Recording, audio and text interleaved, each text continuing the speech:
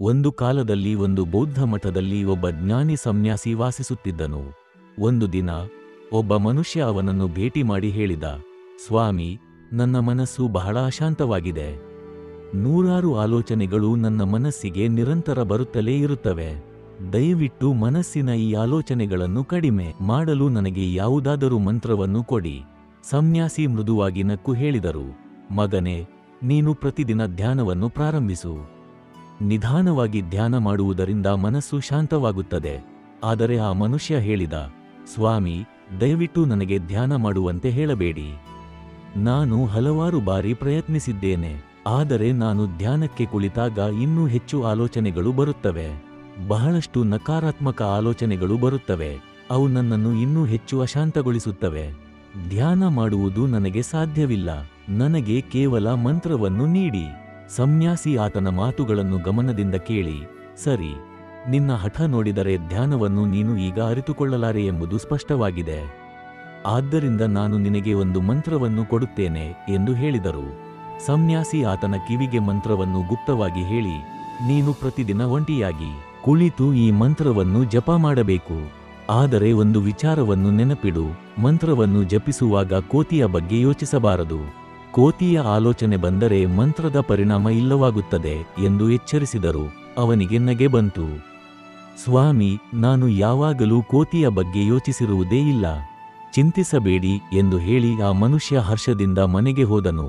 ಅವನು ಮನೆಗೆ ಬಂದು ಸಂತೋಷದಿಂದ ಮಂತ್ರವನ್ನು ಜಪಿಸಲು ಕುಳಿತನು. ಆದರೆ ಕೂಡಲೇ ಸನ್ಯಾಸಿಯ ಮಾತು ನೆನಪಿಗೆ ಬಂತು. ಕೋತಿಯ ಬಗ್ಗೆ ಯೋಚಿಸಬೇಡ. ಅಷ್ಟೇ ಮನಸ್ಸಿನಲ್ಲಿ ಕೋತಿಯ ಚಿತ್ರ ಮೂಡಿತು. ಅವನು ಅದನ್ನು ತಳ್ಳಿ ಬಿಡಲು ಪ್ರಯತ್ನಿಸಿದಂತೆ ಇನ್ನಷ್ಟು ಕೋತಿಗಳು ಬಂದು ಮನಸ್ಸು ತುಂಬಿಕೊಂಡವು. ಸನ್ಯಾಸಿ ನನಗೆ ಏಕೆ ಇಂತಹ ಸೂಚನೆ ಕೊಟ್ಟರು? ಬೇರೆ ಪ್ರಾಣಿಯೇನೂ ಬರೋದಿಲ್ಲ, ಆದರೆ ಕೋತಿಯ ಆಲೋಚನೆ ಮಾತ್ರ ಬಿಡುವುದೇ ಇಲ್ಲ ಎಂದು ಆತ ನೊಂದನು. ಅವನು ಸ್ನಾನ ಮಾಡಿ ಬಟ್ಟೆ ಬದಲಿಸಿಕೊಂಡು ಮತ್ತೆ ಮಂತ್ರ ಜಪಕ್ಕೆ ಕುಳಿತನು. ಆದರೆ ಕಣ್ಣು ಮುಚ್ಚಿದ ಕೂಡಲೇ ಎಲ್ಲೆಡೆ ಕೋತಿಗಳೇ ಕೋತಿಗಳು. ಸಂಜೆ ವೇಳೆಗೆ ತನ್ನ ಮನೆಯವರ ಮುಖದಲ್ಲಿಯೂ ಕೋತಿಗಳನ್ನು ನೋಡತೊಡಗಿದನು. ಇಡೀ ರಾತ್ರಿ ಆತ ಸಂಪೂರ್ಣ ಹುಚ್ಚನಾದ.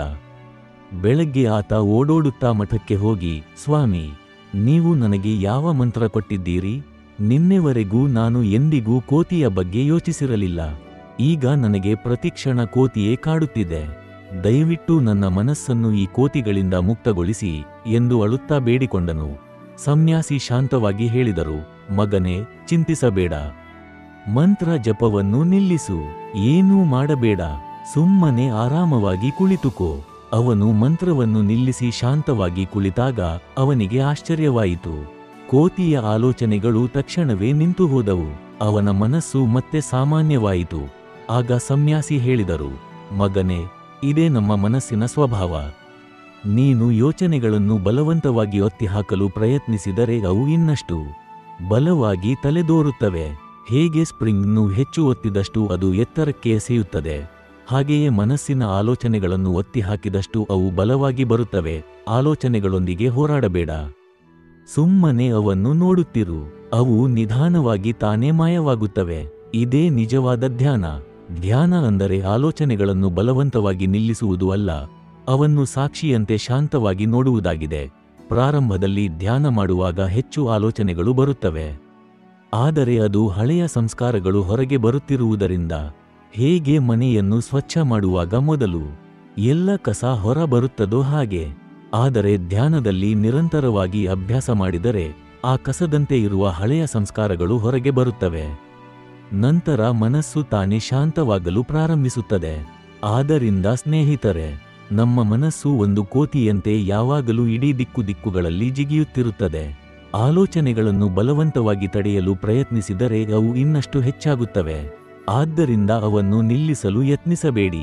ಕೇವಲ ಸಾಕ್ಷಿಯಂತೆ ಅವನ್ನು ಗಮನಿಸಿ. ಧ್ಯಾನದ ಮೂಲಕ ಮನಸ್ಸು ಸ್ವಾಭಾವಿಕವಾಗಿ ಶಾಂತವಾಗುತ್ತದೆ.